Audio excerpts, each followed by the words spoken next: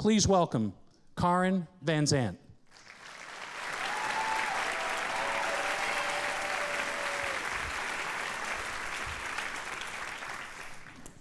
So I want to start with a question. What is the first thing that comes to mind when you hear the word poverty? Now raise your hand if you thought about money, or more importantly, the lack of money. Well, you're not alone. I've been asking that question for over 10 years, and overwhelmingly, the response is always about money or the lack of money. And so that got me to thinking, I wonder why that is. Well, I think it's because here in the United States, we have a federal poverty guideline. We actually have an amount that determines who is in need and who isn't based on your annual income. This year, the federal poverty guideline for a family of 4 is just under $25,000. So if you think about that, that's a little more than $2,000 a month, or $500 per person per month. Now let's think about our monthly budgets. How far would $500 a month go? You think of things like food and childcare, housing costs, utilities, transportation. Not very far.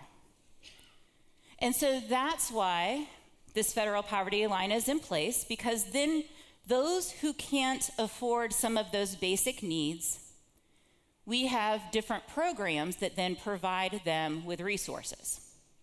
Things such as food stamps, Section 8 housing, Medicaid, cash assistance. And so that makes sense, right? If we have an economic definition of poverty and we have economic resources, we should be doing okay. Except that, did you know this year, 14% of all Americans live below the poverty guideline, unless you're a child.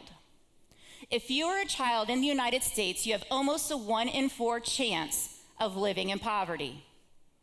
Wow, almost 25% of all of our kids live at or below the poverty guideline. And so if we took all of you today, thank you so much for coming out for TEDxDayton. There's about 1,100 of you here today. Applied that 22%, and that means the entire section right here in front would all be children living in poverty. Wow. And yet this is acceptable, or at least we tolerate this in our country. So we have an economic definition of poverty, we have resources. So what that tells me is maybe we don't have enough resources going into the solution.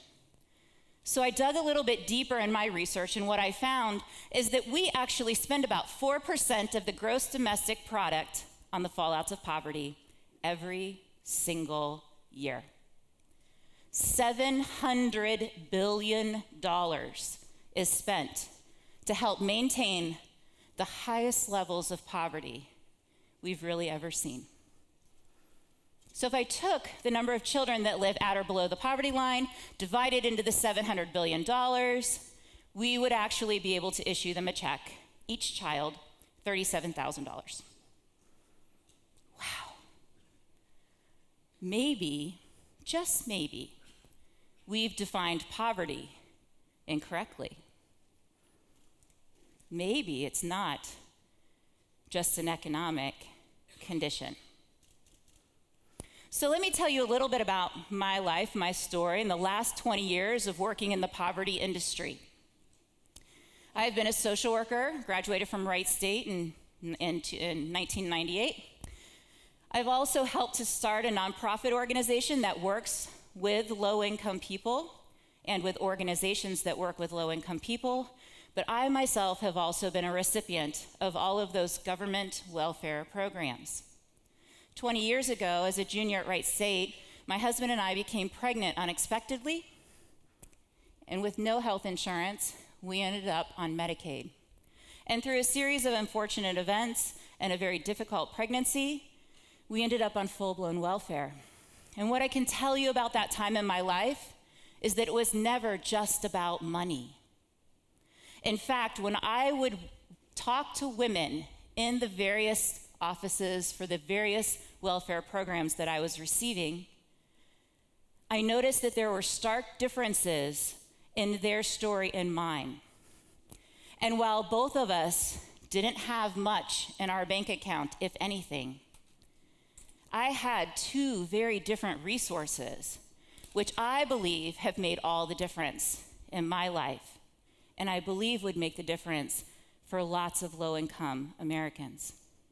The first resource I had was relationships. I had a vast family and social network. Those relationships helped by watching our child, those grandparents, I mean, honestly, they watched him for almost 4 years straight. I'm surprised the IRS let us count him as a tax deduction. But without them, my husband and I would have not been able to graduate college. We had the kind of relationships that took us in and let us live with them for 2 years so that we could save up money and buy our own house. And we had the kind of relationships that when we were seeking jobs after we graduated, we didn't have to look in the want ads. We had the kind of social network that could connect us with viable employment opportunities. And the second thing that I had that I find very, very much missing for a lot of low-income people is that I had dreams of not living a subsidized lifestyle. I had dreams in order to keep me motivated and to keep those relationships motivated to make the progress that was necessary to come out of poverty.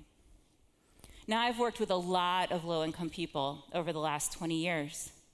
And what I see time and time again are people that don't have the same kind of relationships that I did and that I do today. And I see a lot of people who've kind of lost hope. I've even had folks tell me, I was born poor, I'll die poor. And yet this is the land of opportunity. And so I think that we need to rethink our definition of poverty, not just as an economic one, but as a relational one. How do we help break the isolation that exists for almost 1 in 4 children in our country?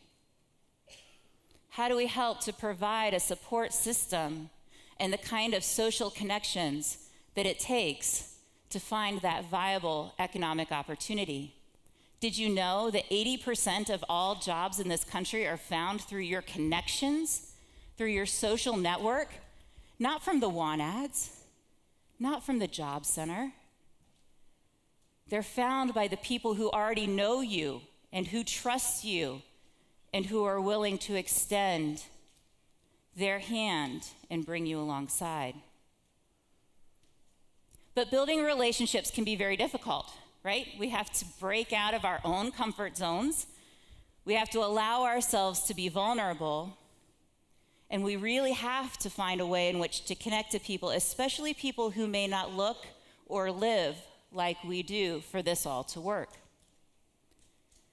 So I'm going to give you an example of how this is playing out in our community.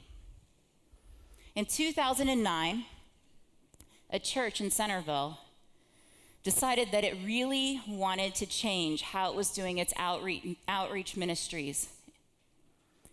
It was going to pool all of its resources together and take a stand to work with an unlikely group of folks.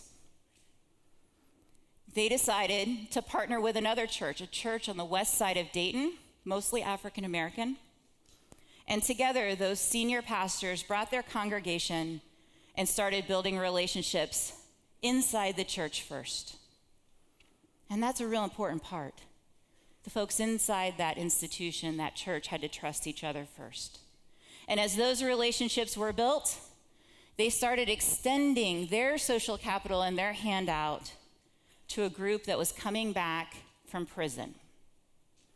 Now, you wouldn't necessarily think that that would be the population that this church would decide to put all of its resources in. In Ohio, we have a recidivism rate, or a rate of going back to prison, that's at 27%.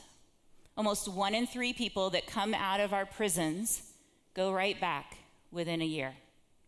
And interestingly enough, Ohio is a front runner. We actually do better than most of the country when it comes to recidivism. And yet 1 in 3 people are going back to prison.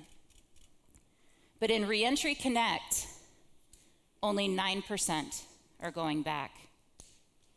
Less than 1 in 10.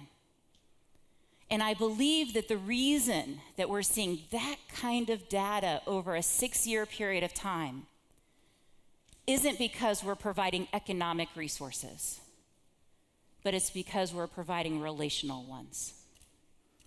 And so today, as you've listened to all of these wonderful speakers, you've got a couple more to come that are really awesome. I really want you to think about your own social capital, your own relational capital, and how that might be extended to the 22% of children here in Montgomery County so that they can have a different preferred future. Thank you.